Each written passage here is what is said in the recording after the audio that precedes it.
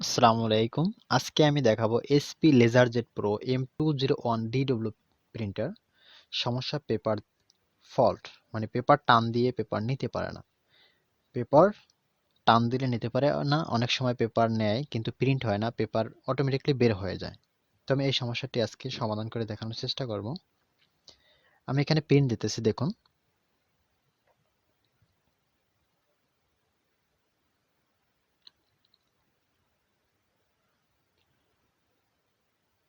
Print দিলে এরকম একটি শব্দ করে, দেখুন।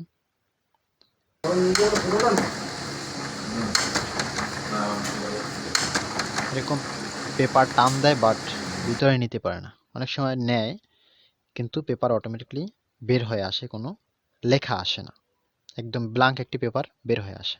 আসলে এই সমস্যাটি কেন হয়, কি কারণে হয়? শুধু যে এসপি লেজারজেট প্রো m201dw প্রিন্টারে হয় না, অন্য অন্য এসপি লেজারজেট প্রিন্টারও হতে পারে। তো ডিসপ্লেতে লেখা আসে add paper please okay, add paper please okay. তো এটা কেন হয় আজকে দেখে থাকুন, তাহলে আপনি শিখতে পারবেন ও জানতে পারবেন। তো মূলত এটা সমস্যা হয় পিকআপ রোলার থেকে। তো আমি প্রিন্টারটি খুলতেছি।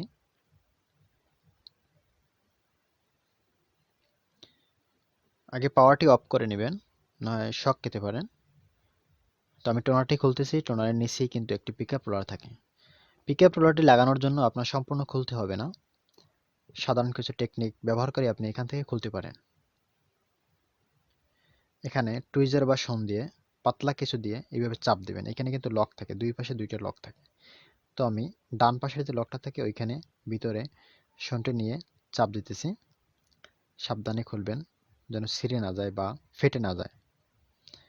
তো চাপ দেওয়ার পরে এইভাবে টান দিলে অটোমেটিকলি খুলে আসবে। দেখুন এখানে পিকআপ রডটির সমস্যা।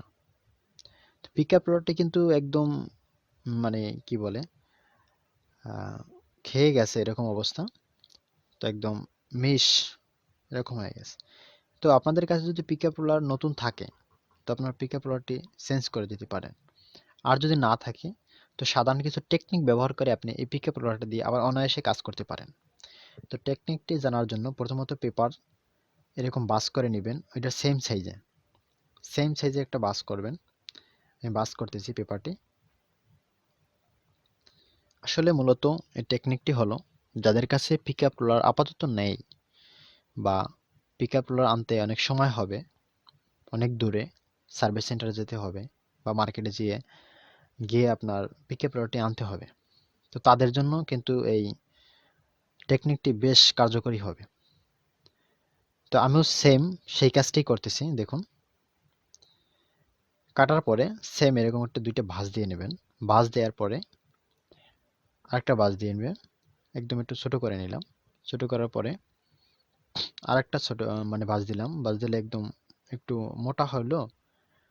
হওয়ার পরে দেখুন সাইজটা মেলে কিনা এটাকে দেখে নেবেন। যদি না মেলে সাইড পাশের যে পাশটা, ওইটা পাশটা একটু কেটে দেবেন। কেটে দিলে একদম একুরেটলি বসবে ভিতরে। তো কভার থেকে আমি রোলারটি খুলতেছি। রোলার মূলত এটা একটা রাবার, ঠিক আছে। রাবারটি একদম মিশ হয়ে গেছে, দেখুন হাতেই কিন্তু বাজে, আবার আপনি দেখলে বুঝতে পারবেন। তারপরে যেই পাশটা দিয়ে পেপারটা প্রথমত টান দেয় ওই পাশটায় এইভাবে পেপারটি দিয়ে দেবেন। নিচে পেপারটি দিয়ে উপরে রাবারটি লাগাবেন। তাহলে এই যে একটু মোটা হবে, মোটা হইলে পেপারটি আপনার টানতে সুবিধা হবে বা টানবে। এটা কিন্তু খেয়ে গেছে এই জন্য কিন্তু টানে না, এবং একদম পাতলা হয়ে গেছে এই জন্য টানে না। তো আমি একটু মোটা করার চেষ্টা করতেছি পেপার দিয়ে। পেপারটি এরকম নিচে দিয়ে দিবেন, উপরে রাবারটি দিবেন। রাবারটি দেওয়ার পরে এইভাবে টান দিয়ে আটকাবেন। এটা শুধু আপনারা লেজারজেট প্রিন্টারে এই টেকনিকটা ব্যবহার করতে পারেন, এবং কালার প্রিন্টার টেকনিকটা ব্যবহার করতে পারেন। তবে কালার প্রিন্টারের টেকনিকটা ব্যবহার করলে অনেক সময় পেপার জ্যাম দিয়ে যায়, মানে পেপারটি টান দিয়ে নিতে পারে না, এই সমস্যাটি বেশি হয়।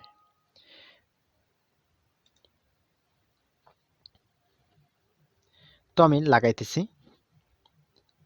আপনাদের কম্পিউটার, ল্যাপটপ, প্রিন্টার ও স্ক্যানার, সিসিটিভি ক্যামেরা যদি কোনো সমস্যা হয়ে থাকে কমেন্ট করতে পারেন। ওই কমেন্টের উপর ভিত্তি করে পরবর্তী ভিডিও তৈরি করা হবে, এবং যদি ছোট সমস্যা হয় কমেন্টের মাধ্যমে সমাধান দেওয়ার চেষ্টা করব। নিচের লকটা আগে লাগাবেন, তারপর উপরে একটা চাপ দিবেন, তাহলে এটা লেগে যাবে লকের সাথে লক। যেহেতু আমার এখানে একটু মোটা লাগানো হয়েছে, যার কারণে একটু লাগাইতে অসুবিধাই হইতেছে, তো তবু চাপ দিয়ে লাগাবেন, একটু জোরে যত দিলেই লাগবে। দেখুন অটোমেটিকটাই কিন্তু লেগে গেছে।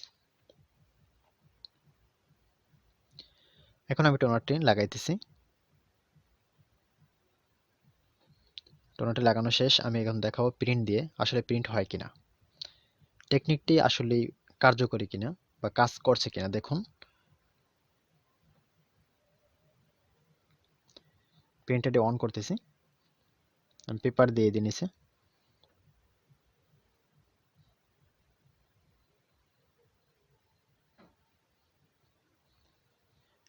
আমাদের ভিডিও যদি আপনার কাছে ভালো লাগে অবশ্যই লাইক কমেন্ট করবেন, সাবস্ক্রাইব করতে ভুলবেন না।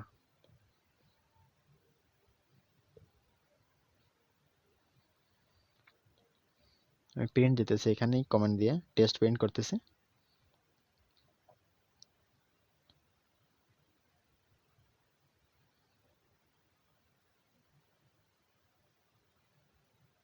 দেখুন আমার প্রিন্টে কিন্তু অনায়াসে নিছে, একদম একটা টেস্ট প্রিন্ট বের হয়েছে।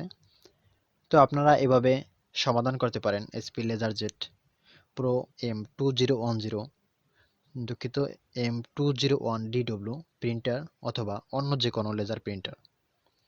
তো আজকের ভিডিও এ পর্যন্তই ছিল। পরবর্তী ভিডিওতে আপনাদের সাথে দেখা হবে। আল্লাহ হাফেজ।